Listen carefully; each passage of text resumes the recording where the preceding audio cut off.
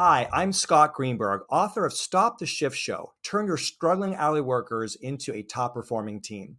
And on my episode of the Business Growth Architect Show, I'm going to talk to you about what you can do to be an effective leader, especially for hourly teams. It starts with self-management, and then it's understanding what it takes to bring out the best in others. What is it they really want that you can provide that will recruit them, retain them, and make them perform at their best? This is an episode you do not want to miss.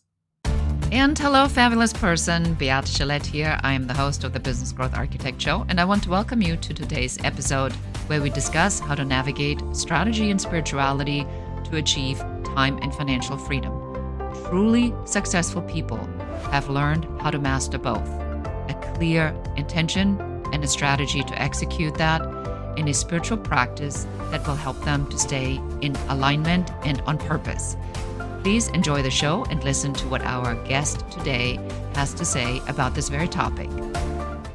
Welcome back to the Business Growth Architect Show. Beate Gillette here. Today, I'm talking to Scott Greenberg, and we're going to have a fascinating conversation about self-management and how to get people to do what you want them to do in the most ethical and persuasive way. Scott, I'm so excited that you're here on the show. Welcome, Scott Greenberg. Thanks. Good to be here. So for somebody who's never heard about you or has never seen you speak or read your book, tell us a little bit about who you are and what problems do you solve for your clients? I help business leaders boost their performance and grow their organizations. So I do a lot of public speaking. Groups bring me into keynote to do workshops and facilitations. I write a lot of articles for various business publications, and I've written 2 books. My most recent one is all about how to manage hourly workers. It's called Stop the Shift Show, How to Turn Your Struggling Hourly Workers into a Top Performing Team.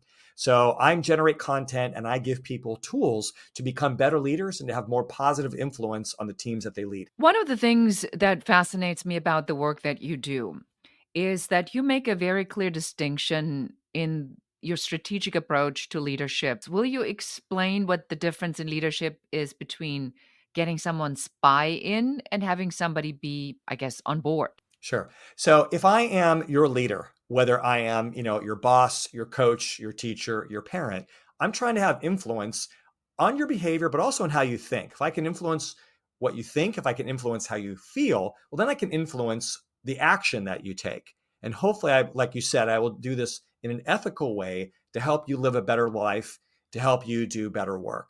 But we have to understand what is it that gives us influence. And I think that too often in a work setting, people just focus on what the person gets. So whether you're offering a kid, cookies or an allowance, or you're offering an employee a salary, a bonus, a gift card, a promotion, that's what they get. And that meets what I call their hard needs. For most employees, the hard need is a salary and benefits and perks. But human beings also have soft needs, emotional, psychological, spiritual needs. And more often than not, people are influenced more by how they feel than by what they get. So it's not that we don't want to offer those necessary compensations and prizes, but I think we can also focus on how we make them feel. Well, then we can have more influence on what we make them do. So at the end of the pandemic, when everyone was desperate to find employees, people were offering signing bonuses and hiring salaries. That's great, but that's not what's going to get you to keep them. What gets you to keep them, motivate them, and influence them is understanding what is it they want to feel, what are their psychological, emotional, and spiritual needs, and leading them in a way that meets those needs. You do that, you'll find people and you'll retain them. So how do I get myself into this mindset of self-awareness and self-management? Because let's say, so I'm the CEO of my company. I've had an exit. Wherever I go, there is a certain kind of, let me just say, reverence, for the lack of a better word, where there's like, oh, she must know her stuff. She sold a business to Bill Gates.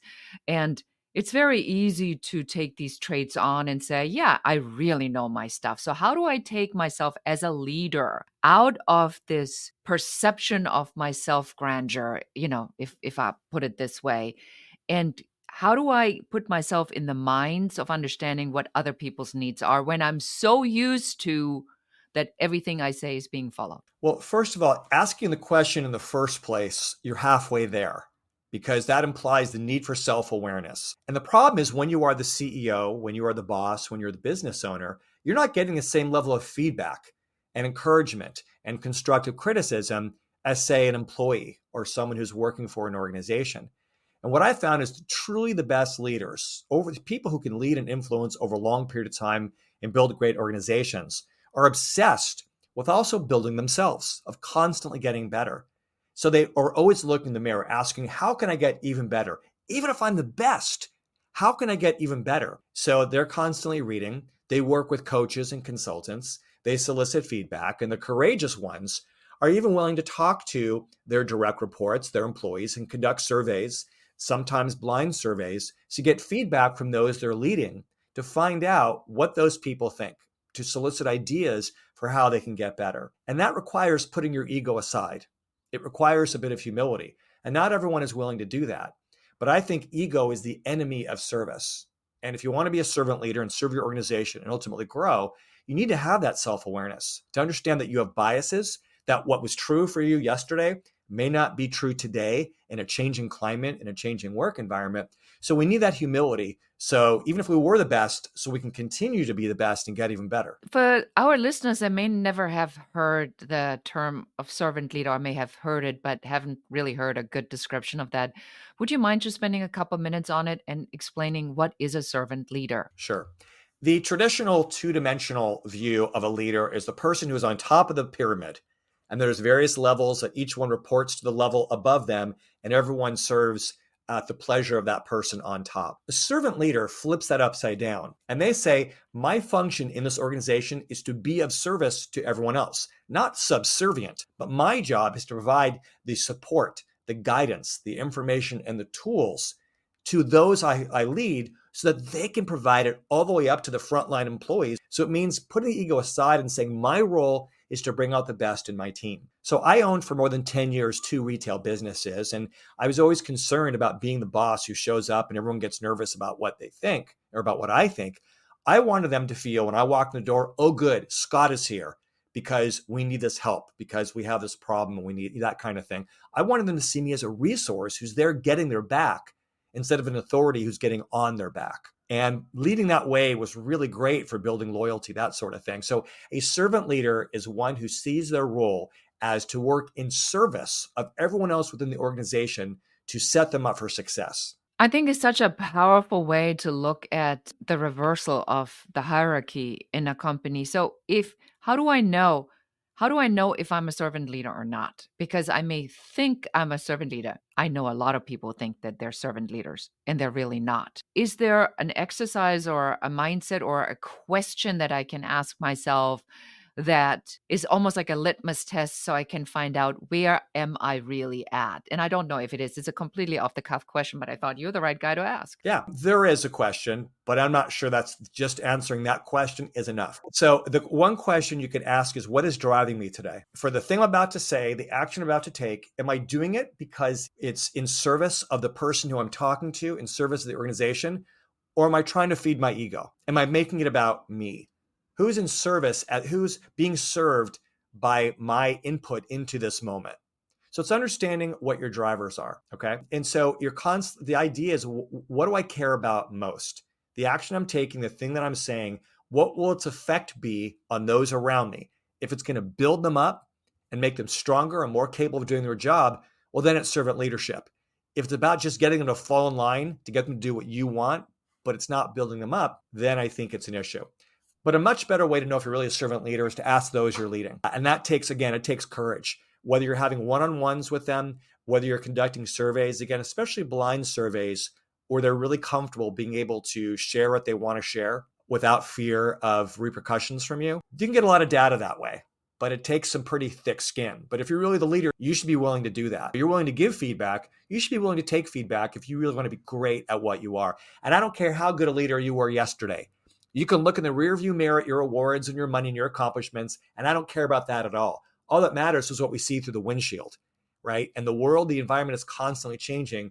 We need to constantly get better, or we're going to become irrelevant. And part of getting better is getting feedback from those around us, especially those we lead. I think it's the easiest said and the hardest done. I feel even in my work, and when we were in the green room, I had shared with you that I had a challenging facilitation group today, and the whole agenda was out because there really had to be some cleaning of the air. And then you hear feedback, and some of the people are more delicate and more sensitive in the way they use their words, and other people are just like "Wah," right in your face with their feedback. How, as a leader, am I taking this not personal? Because it feels so personal. Yeah. Well, first of all, don't put the pressure on yourself not to take it personally. You are a person. You're going to take things personally. Unlike an AI, unlike a robot, unlike a computer that are without emotion, you are human. Your emotional nature, you're going to react. And so I think that is okay. And it means that you care. But I think we do need at some point to sort of separate out, okay, what is it that I'm feeling and what is it that I need to know? Emotions matter, but they can sometimes lead us to the wrong conclusions. When my kids were younger, and they would scream, they'd say, I hate you. You know, what they're really saying, and it hurt to hear that, but if I can take a deep breath and really think about it and ask, what are they really saying? Well, in the only language they have, they're saying, I'm really frustrated right now, right? And so to understand, so if you have this facilitation and you're really challenging people and they're challenging each other and it feels chaotic to them because it's unpleasant, you're the facilitator, you're the easy scapegoat. So as they're questioning and they're giving you feedback, the challenge is to go ahead and feel your feelings, but to recognize that you're in that emotional head, but then to dig beneath that and say, what's really going on here? What's going on beneath the surface? So you kind of have to intuit it a little bit. And with time, you start to get some better perspective. But don't put pressure on yourself to not be human because it's going to happen. I speak for a living. I get nervous before every single presentation. And after every single presentation, I beat myself up afterwards. The jokes that didn't work, the stories that I was talking too fast. I didn't explain that idea. Even when I have an audience that's giving me a standing ovation, sometimes I'm thinking, well, it's only because one person stood up and then everyone else felt like they had to. Like I go through all that during motivational presentations. Oh no. I've been talking to people about overcoming mental self-talk, and the whole time I'm thinking, you sound like such an idiot. While I'm talking to people about how to overcome mental self-talk. And you know what? The two things can exist. I can be a human while also helping other people become better humans. I think those things can coexist.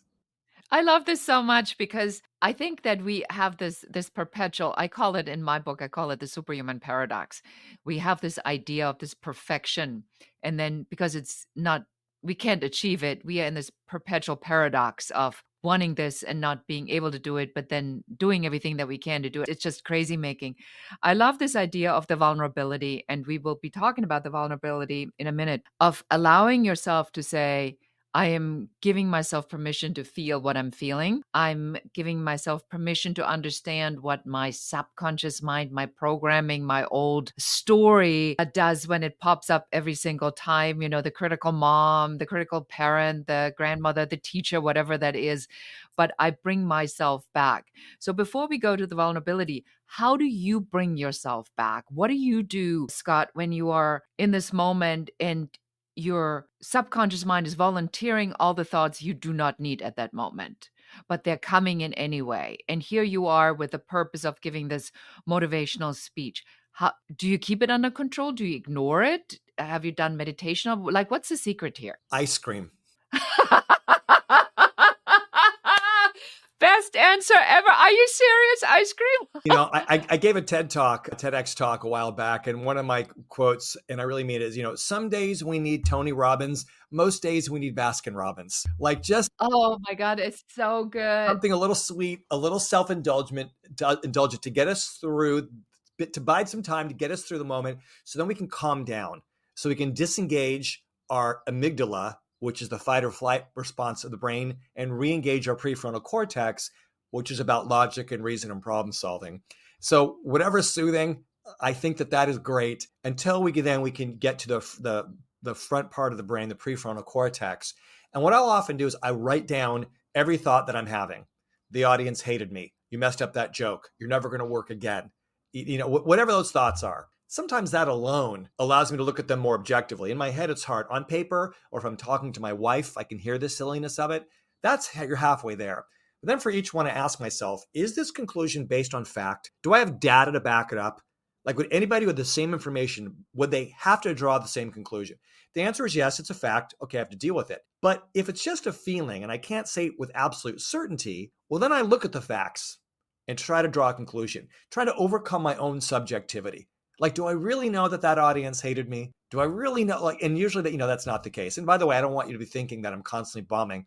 I've made a living for many years as a speaker. Something's going right, and that is a fact. So first of all, I just get through the moment and give myself whatever treat that I need. And ice cream sometimes is it. And then once I feel that I'm calm and I'm working with a clear head, then I just try to analyze it on paper. And then I try to draw my final conclusions based on the data, based on the facts, not based on a feeling, not even based on optimism, but just based on data. I will say this. I want to add this to this part of the conversation. I have found that people who are very good at what they do are the ones who always want to be better, as you said yourself.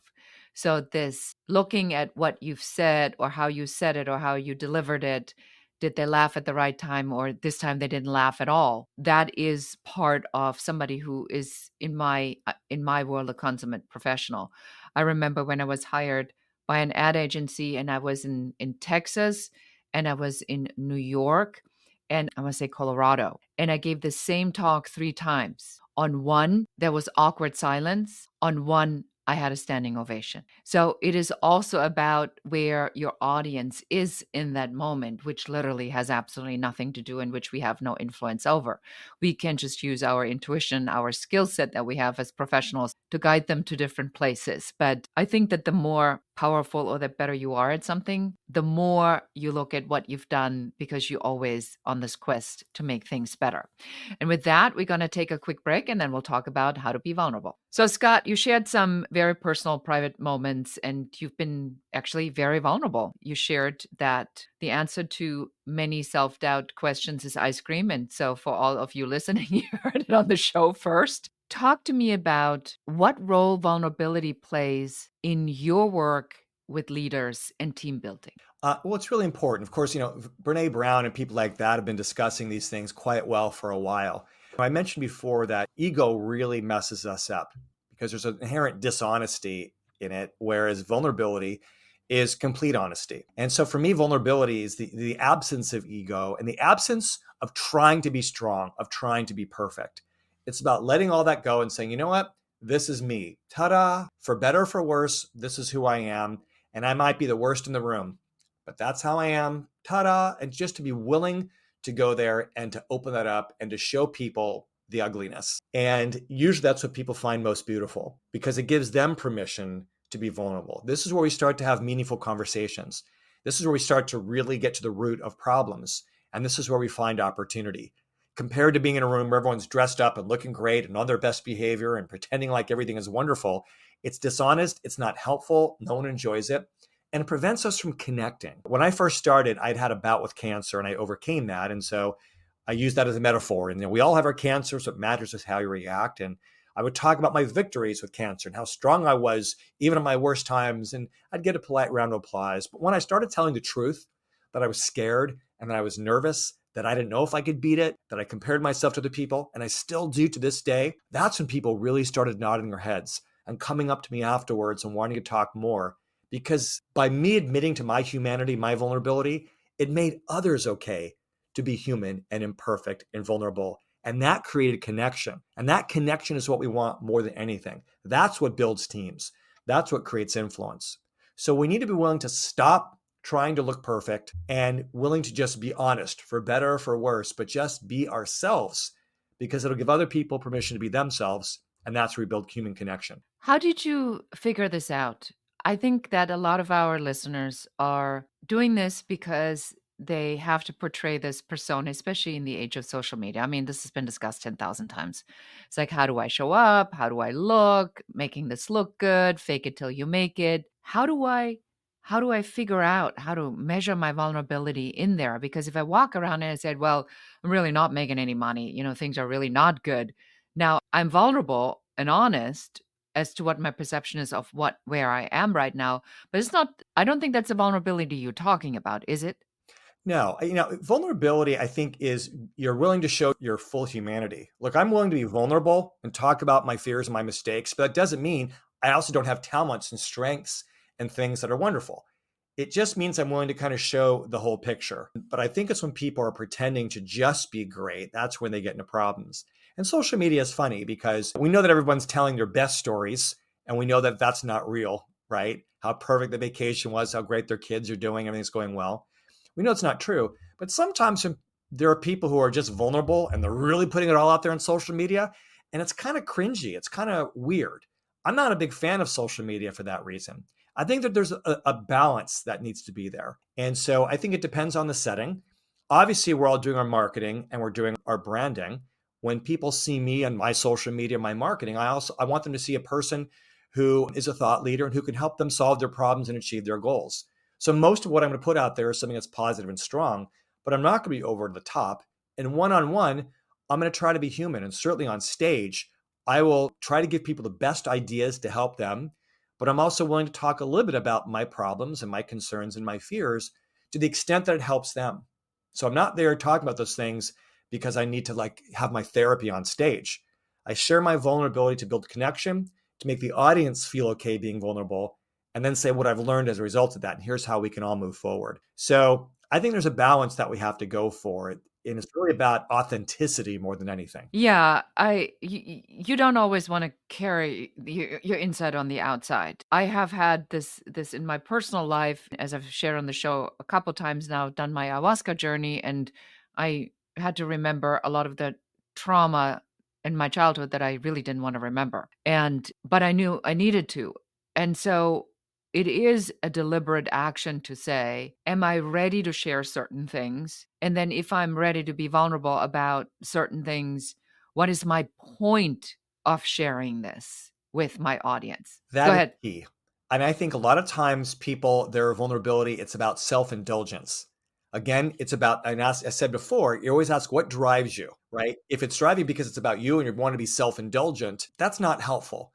But if you're sharing your vulnerability for the benefit of other people, that's something that's different. And so I think we need to question that. I think that you really put your finger on it there. Yes, Les Brown says, don't ever tell a story without making a point, and don't ever make a point without telling a story. So I think he's got it.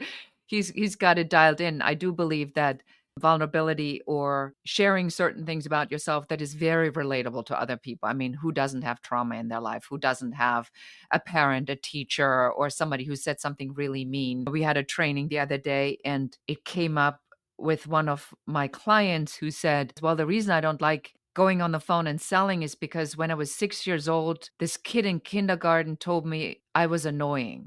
And I said, so you're telling us that you have carried the story that you experienced as a 6-year-old your entire life, and this is what's hindering you to make sales. What a powerful small thing. So I think everybody can relate to these kinds of stories. That is a measured vulnerability in this context that you and I were talking about. That's a story you want to tell because everybody's going to go, oh my God, let me tell you what John did when I was in 7th grade. You will never believe it. So this I think is part of what you're talking about in leadership, that I can bring this in. But you had said, let's be warned, not everything that you say is going to be well received. So be careful with what you share and how you share it, and always make a point that there is. Am I wrapping this up correctly? Anything to add to that? No, I think that that you said it beautifully. I think we sort of made the points there. Vulnerability is great, but we have to keep it in check because again, we can mess up our own vulnerability by being too self-indulgent about it. So as long as it's helping build connection, gives other people permission to be themselves, and there's authenticity and altruism behind it, then I think it can be really helpful and we can really solve problems and grow much faster. Excellent. So I want to spend a little bit of time now talking about the book, A Stop the Shift Show. So we talked a little bit about, one of the main points you're making about elevating team performance, where the focus is on myself and what I can do, the leadership, psychology of leadership. Because we talk about spirituality a lot, talk to me about mindset and mindset shifts that you talk about in your book. What are some concepts we can give our audience? Well, there's three things that affect our performance. And again, I do a lot of work in the business world, but there's three things. One is our circumstances. So in business, that's the economy, it's the competition, it's labor laws, things we don't control. The second thing is operations. That's how hard we work in our strategy. But there's a third factor, which is the focus of my work, and that's what I call the human factor, what each of us as human beings bring to the work that we do. So certainly it's the way we manage our thoughts. How resilient are we? How quickly can we bounce back? What is our commitment to continuous improvement? Our level of self-esteem. But it's not just our intrapersonal skills, it's also our interpersonal skills. So our ability to connect with others, to engage people who work for us, to build relationships and build culture. And then it's, of course, how we make others feel, particularly in terms of our customers. So we're not just engaging in transactions, but we're building connections and elevating their emotions. So if I go back to that first one, though, of self-leadership, it really is about mindset. It's about managing my own thoughts, my own emotions. So if I can be more effective in here, well, then I'm better positioned to lead and serve and be more effective outwardly. So in the work that I do, I am constantly talking to people's of various levels of performance within an organization. And when I notice the top people have in common is not necessarily working harder or better strategy, but they're really great in terms of their mindset. They have that winning high performance mindset, and that gives them an edge over other people who are doing the same things in the same circumstances. How do I keep my mindset in check? Is there any practice? Do I have to do this every day? What's your spiritual practice? How do you do it? Okay, there's a lot of questions there. I'm going to try to I remember them know, all like, and you and have like answer them 60 all. seconds. Yes. No. So what I'll tell you is this, that yes, it's something that we need to work on constantly.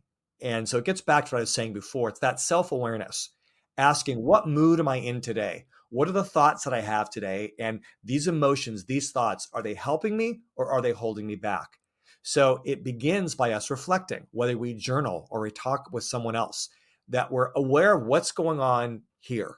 And we take those pit stops just like a car does. So we're stopping and evaluating and putting air in our tires and changing the oil and whatever we have to do. We make sure that we are okay. So it's stopping, pausing, doing whatever we have to do to get ourselves in the right mindset. And often, for me, some of my practice is that if I'm feeling really stressed out, that stress, I'm no longer using my prefrontal cortex where we solve problems.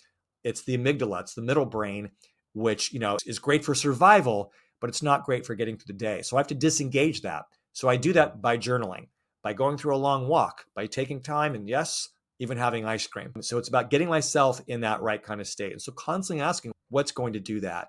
And all the basic things you think about, like certain like exercise and breathing and meditation. I mean, things we've heard for a long time. Some things work better than others depending on who you are. I can't meditate. My brain just moves too fast and I'm too aware that I'm not concentrating.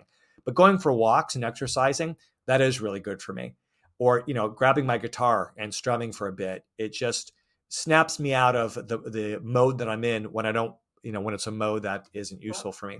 So it's a lot of self-awareness, doing whatever works for you to get yourself back to that calm brain where you make the best decisions. So that's what I do. It's what I advocate for others. And really great leaders, really effective people are masters at doing that. And that's why there's a whole area, called sports psychology. It has nothing to do with the athletics. It's all about the mental stuff we need so that externally we can perform better. Oh my gosh, this is like so powerful. My husband, who's a mountain biker, and he had a conversation with a monk, and he said to the monk, I can't sit still to meditate. And then the monk said, what makes you think mountain biking is not a form of meditation? Right. Yeah. The idea of sitting there and putting all thoughts out of your head, it's a big ask.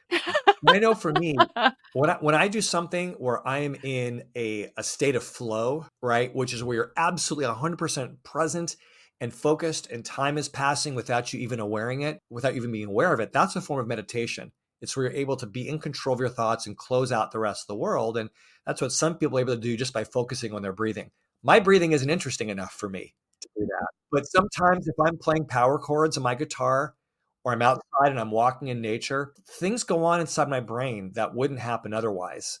And so it's a personal thing. We have to find out what works best for each of us. But yeah, I would say mountain biking is absolutely a form of meditation. Yeah, I love that. The other quote that came to mind, I was watching a Formula One documentary, and they said, the mind is the athlete, the body is the vehicle. And I thought that that was such a powerful way to look at it. And what I'm hearing you say is the same thing, that we have to, it really starts here in the mind, and then the rest becomes the vehicle of delivery. That's where the strategy, the tactics, and all these things come in. But it really starts up here. Yeah, but it can't stay there. Like there's a lot of people who really do just try to pray or meditate their way to success. It's like, no, you're trying to get yourself in the right state so then you can do the necessary work. Like that athlete in the brain still better start doing some push-ups and run some laps and right and watch some game tape. Like you really need a combination of both. Like I'm really big on that human factor because it brings out the operational side, but both of those things, the hard skills and the soft skills, must go together to create greatness. One without the other, you're not going to get too far. Wonderful. So tell us where we can get the book and why should we get the book? And then how do we get in touch with you if anyone has heard you and wants to hire you now to speak or come in to help their team? You should get the book because in the fall, I will have 2 kids in college. So I need the revenue. But if that's not enough, I'm super proud of this book. I spent a long time researching, reflecting my own experiences as someone who's led and managed hourly workers. But I also interview people who are great managers from all these high level hourly work environments, from retail to restaurants to hotel to manufacturing. What are they doing that others aren't? That they have much better attention, much better performance from their hourly workers. And so if you're part of an organization that manages hourly workers and you want to understand how they're different from those on salary and what you can do to bring out their best, that is what the book will show you how to do. It's available at Amazon or wherever books are sold. There is an ebook. There is an audiobook that I narrated. So that's available wherever books are sold. And to get information on me and my speaking programs and all the ways in which I can help you, anybody can just go to scottgreenberg.com, B-E-R-G, scottgreenberg.com, and you can find me on most social media platforms. Thank you so much. This has been absolutely amazing. I loved our conversation about understanding myself and vulnerability, as well as the power of my mindset, my spiritual practice, and then that I still need to take action to be a good leader and make stuff happen. I have no doubt you absolutely killed it in your facilitation today. You're 1 pint of ice cream from knowing that. So go When have you some. said that, I was thinking, I'm going to go and get myself a mocha. I don't indulge in mochas very often. I do like my soy cappuccinos, but this might just have tipped me over the edge, and I may just get myself a nice chocolatey mocha instead. Pick your poison. Scott, it's been amazing to have you on the show. Thank you so much. And for everybody listening, go get the book, check out Scott Greenberg, and thank you so much for being here. Thanks. And that's it for us for today. Until next time, and goodbye. So appreciate you being here. Thank you so much for listening to the entire episode. Please subscribe to the podcast, give us a 5-star review, a comment, and share this episode with one more person so that you can help us help more people. Thank you again. Until next time. Goodbye.